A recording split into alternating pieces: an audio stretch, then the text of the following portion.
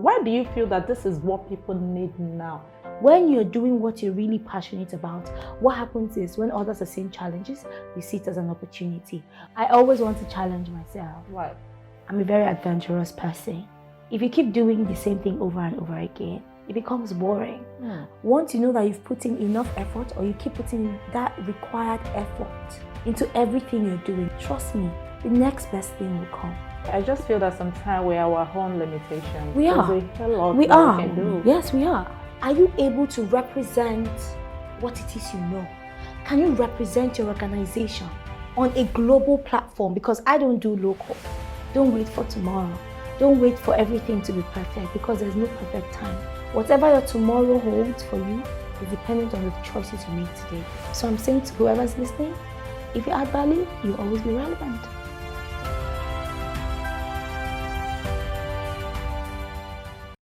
Hello everyone. Welcome to another episode of Be Inspired with Umila Bate. My guest today is a communication consultant, public speaking coach, and an international journalist. She's a regular contributor on BBC Money Daily, World Economy Forum press briefing on COVID-19, and a contributing writer on Business Day, which is one of Nigeria's leading business publications. She also worked at Plus TV Africa as a broadcast journalist. She was recently approved as an instructor on the international e-learning platform Udemy. She is a graduate of Convener University and an alumni of Harvard Business School Online. She is very passionate about social development and was honored by the governor of Lagos State for her participation during the concluded Food for Thought initiative.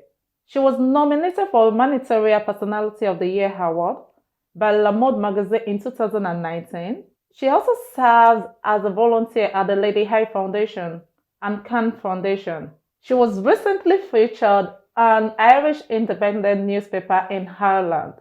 One thing I love so much is she's so passionate about international development and contributes her quota through mentorship and social development projects.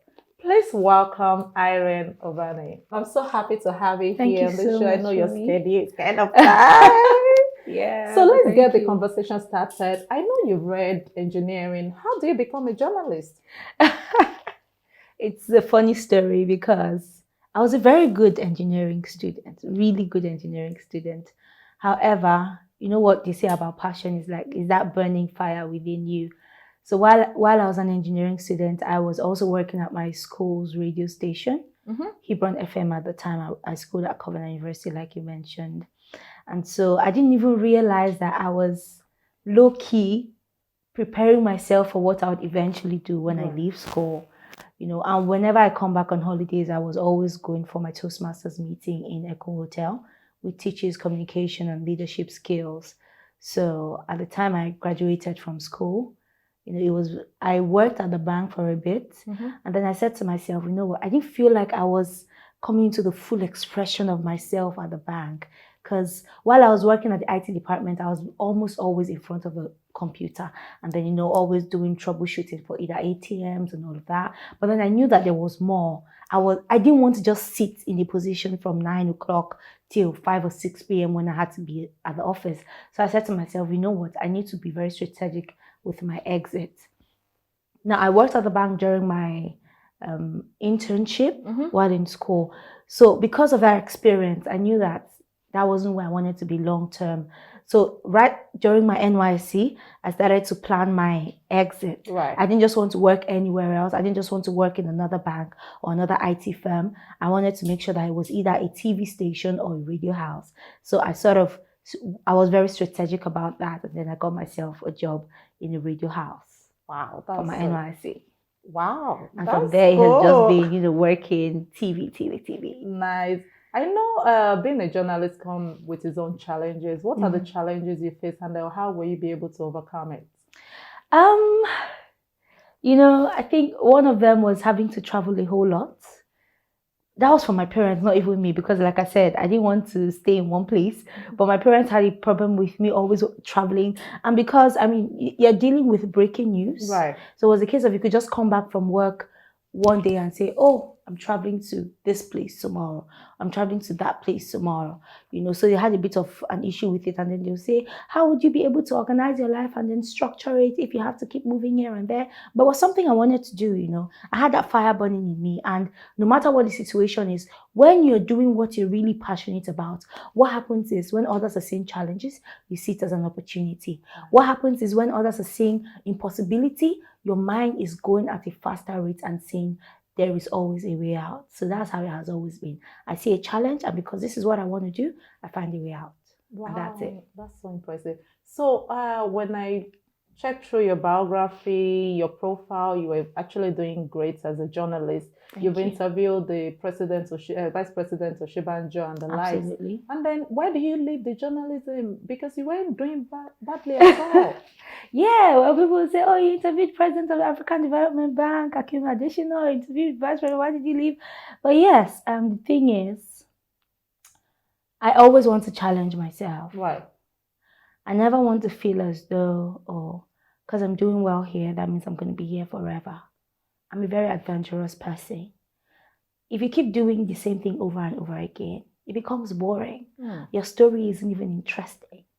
I want to be able to inspire that young lady or that young man that feels too scared to send in his resignation because he doesn't know what tomorrow holds.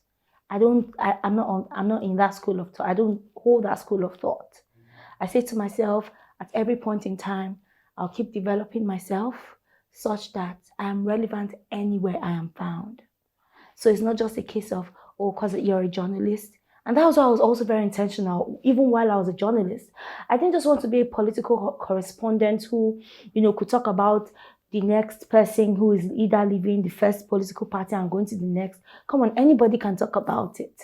The taxi driver, whoever can talk about it.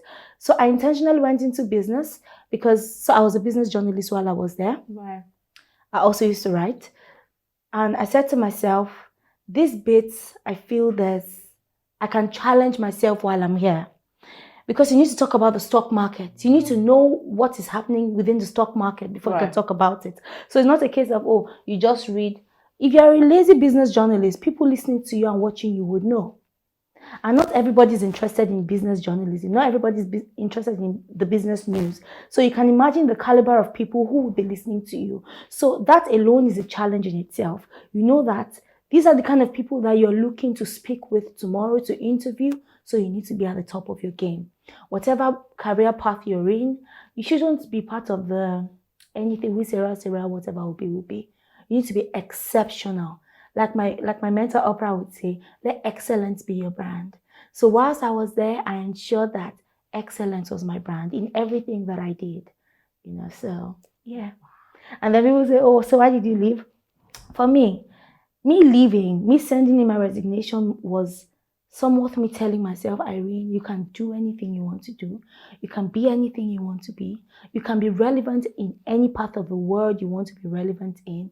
So meaning that you feel that, okay, I have to move to the next level. Absolutely. And then you think that, okay, the best thing you could do for yourself is to leave. Yes. And Wumi, you would agree with me, maybe you would agree with me that there's really no perfect time to leave. It's your choice. So you're the one that needs to consistently ask yourself, is it time for me to leave? Is this thing still serving me as I expect it to?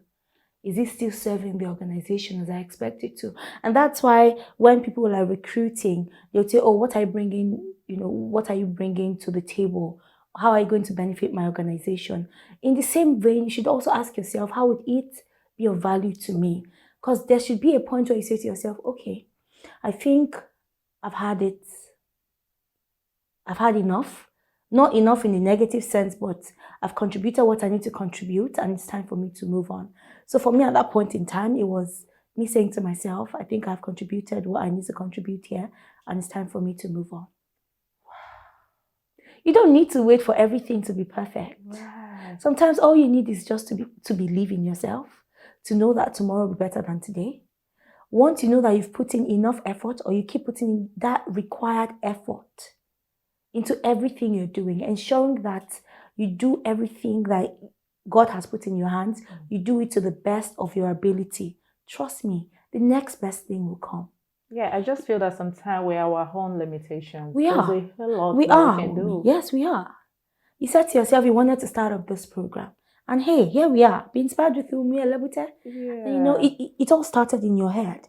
You'd have said, there are so many excuses you can give yourself. Oh, I'm working, I'm busy, I have children, I have a family to take care of. Would I sustain it? But you started anyways.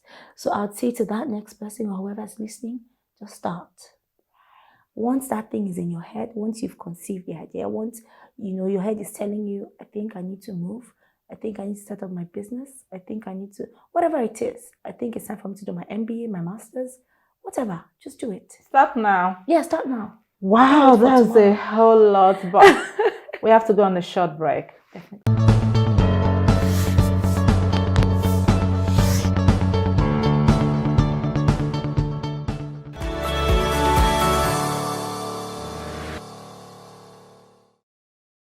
Hey guys, have you heard about Frisca weight loss tea? So this is what I've been taking, because of COVID, we're unable to go to the gym. And I look at myself, what am I going to do? I took a pack. It's been so helpful. It's really good.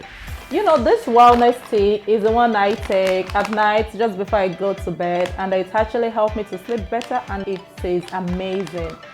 Are we talking about the anti-diabetic tea? I got this one for my dad. When I tried to get it for him, I told him I'm bringing him anti-diabetic tea, and then guess what? He told me, Wumi, I've already ordered for this thing. It's all over 700 outlets. You can see it. It's available. You use it, and I'm going to go a little further. The packaging is amazing. There are different kinds of tea, but this one is amazing. The packaging looks really good. Look at it. It's good. It's available all over the world. You can get it on Amazon, anywhere.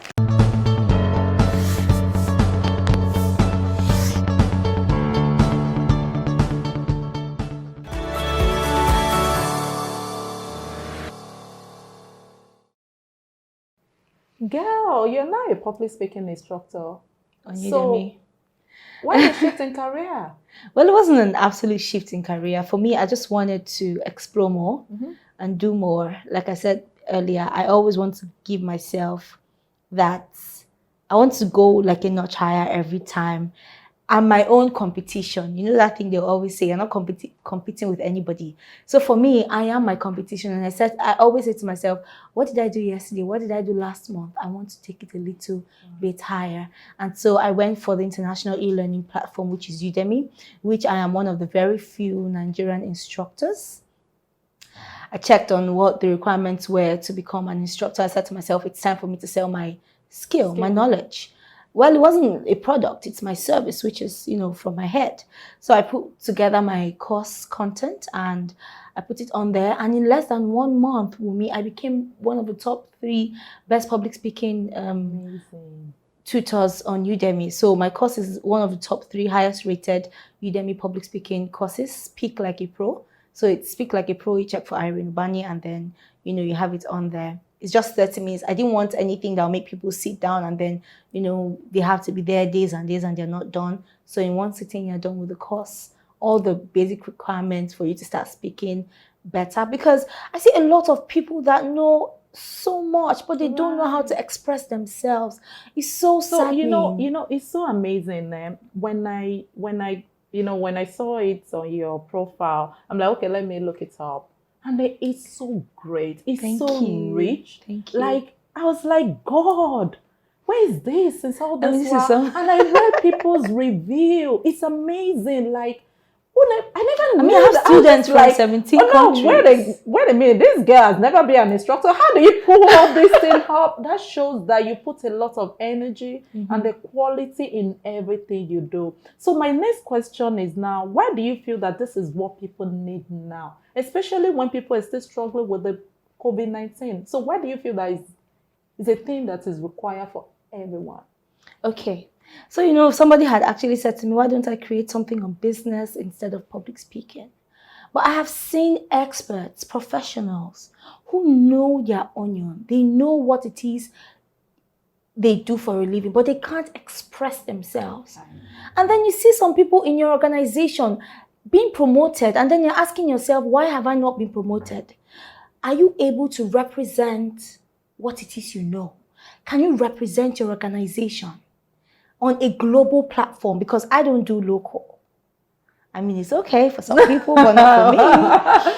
Yeah, it is what you If want. you are put in the same room with presidents or with the best people in your field, can you express yourself 100% without jittering or That acting reminds me of the call when we're doing our program in Harvard. You remember that one where they're going to be like a cold call, so it kind of help you to absolutely put everything that can you. Sometimes I find it so difficult. So it's something. So it shouldn't be. You should be able to express yourself at every point in time. They should wake you up from sleep and say to you, oh, you have an interview or you need to represent your organization in so place at the World Bank, and you are ready. You're not saying, oh my God, my grammar is no, I don't know how to. You would be able, at the end of my course, for example, you know that you're able to articulate your thoughts. So you're not beating around the bush, going from here to there. You're not really making any sense. And then at the end of the interview, at the end of the presentation, you're saying, did I do well? You don't have to ask people if you did because well. you know that you put everything on. Everybody that wants to go take your profession, your business, whatever, to the next level, you need to be able to sell yourself. And you can't sell yourself with sign language. You can't sell yourself with a beautiful face. You can't sell yourself with a handsome, with a well-made suit, with a bespoke suit. It's with your lips. As far as humans are being created with their mouth, then you need to utilize it. I know what I've been able to get. I know what rooms I've been able to enter. I know tables I've been able to sit at because I was able to prove myself. I didn't prove myself by just, showing them, oh, this is what I've done. But how are you able to articulate what we're doing? If I couldn't speak properly, then I wouldn't be here. Do you get it?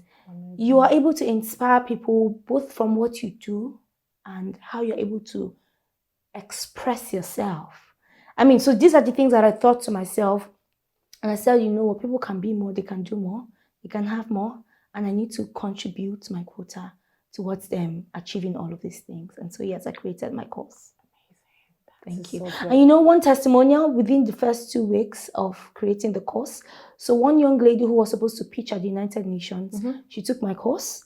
And at the end of that, can you imagine, she was one of the 2 students that was selected for the United Nations scholarship, academy scholarship thing it was sponsored by the German government. Yes, sir. It's so funny. Some people feel that, oh, I can actually express myself. Until when you started taking this course, you now realize that, wow, there's a whole lot for you to. There are tips here and there that, I dished out in the course that I know, of course. Yeah, I'm signing up today. However, so I know that you're a girl have multiple stuff, multiple passions and all that. So what is coming next? What should we be expecting? Oh, well, so still in line with business, right? So I know that, and you would agree with me that integrity is something that's very important in terms of, growing your business. And I see that quite a number of people, particularly in 2019, a lot of the business news items that I read, some CFOs of some really high profile organizations that had done some form of money laundering or whatever, and the name just went down the drain. So I'm putting together something for, business owners, CEOs, which will definitely help them. That's still in the works, so I'm not going to totally unleash here. Oh. And then I'm doing a whole lot of personal branding for people and organizations as well. So you see quite a number of people, they think that, and that's one mistake people make. You think because you work for a big 4, then you are the big 4. No, you're not. You need to have a personal brand. Who are you outside your organization? When they take the name of your organization, when they take it aside, who are you as a person? So I'm doing a lot of personal branding for people in Nigeria, outside Nigeria, in the UK, in the US as well. So I've been doing that, for individuals and then their organizations, and a lot of trainings also.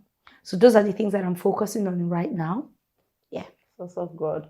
Good, Thank good, you. good. I really love about the personal branding, and that you said Absolutely. something that actually resonated with me. You said that who are you after that organization you Yeah, work for? outside your So if they organization. take that organization away from you, who are Who you are as an you? individual? Will you feel stripped Girl, or that you're is still deep. strong? Because for me, when I left my organization, I was still Irene Ubani. Because I had also been building by the side my personal brand. So it wasn't a case of, oh, she left her organization. No. The World Economic Forum still, reached out to me for me to be part of their conversation for the COVID-19. So that told me that, Irene, you had done something right. Because for some people, when they know that, oh, you left your organization, every contact you have, they say, oh, this one is no longer relevant to me. He's not useful to me for anything, or she's not useful to me for anything. But no, for me, I knew that beyond my organization, Irene Ubani is an entity. I am my own organization. So my question to you is, are you an entity? Are you an entity enough beyond your organization? People don't think about it. So it's when maybe they're laid off, they start to say, oh my God, I was here 20 years, 30 years, and I didn't even realize that, and your relevance is no longer there. Actually, you actually sold yourself to the organization that you don't even have life anymore. You don't have life outside the organization. Yes. So you need to be very conscious, and these are mistakes that people make and they don't even know. Wow. So I think that personal branding is a good one, and then it's something that everybody needs to start thinking about. That okay, who am I after this organization? Just to close this today's episode, I want you to give me a fantastic word that will help my viewers, like everybody that wants to achieve something. So what is your final word, girl? Okay, so for me, the things that be brave, be courageous, do what it is you want to do. Don't wait for tomorrow. Don't wait for everything to be perfect, because there's no perfect time. No perfect time to start your business, no perfect time for you to leave your organization, no perfect time for you to do your MBA. There's no perfect time. You decide. Whatever your tomorrow holds for you is dependent on the choices you make today. You don't always wait for people to give you things. What can you offer? You're in this world to give. Trust me, when you give, you will receive. Value. Always be a person of value. Nobody in his or her right senses would deny a person of value or will reject a person of value. Wumi, the accessories you're wearing, they're valuable to you. Your glasses, it's valuable to you. So you would pay any price to get it. So don't say there's no job in Nigeria, these things are not working in my favor. Are you adding value? You're here to give and not to take. And that's why you hear some old people say, oh, you need to die empty. That's the whole concept. You give. Anywhere you are found, once I meet a new person, the next thing I'm asking myself is, how can I add value to the person? Maybe I have a conversation with you for 5-10 minutes. I would already start to discern, oh, I think this is what this person needs. This is how somebody had reached out to me that she wanted me to join her Instagram live. Now it's a full-blown webinar because I said to her, I think we can do this way. And she agreed to it. And she said to me, Irene, I reached out to you with the concept or the idea of just doing, just this little thing. And now I have made it, the entire, I got her like a very amazing, contact as well. And she couldn't believe it. This is me adding value. So I'm saying to whoever's listening, if you add value, you'll always be relevant. Every time. Thank you so much. You're welcome. Thank you so much. I'm sure you grab a lot from what she said. She said something that really resonated with me. Who are you after you leave that organization? You're actually carrying the organization brand. What is your own brand? Are you brave enough? Are you adding value? It's something that you should start thinking about. Thank you so much for watching. I see you next time on Be Inspired with Sumila Bate. Have a good one.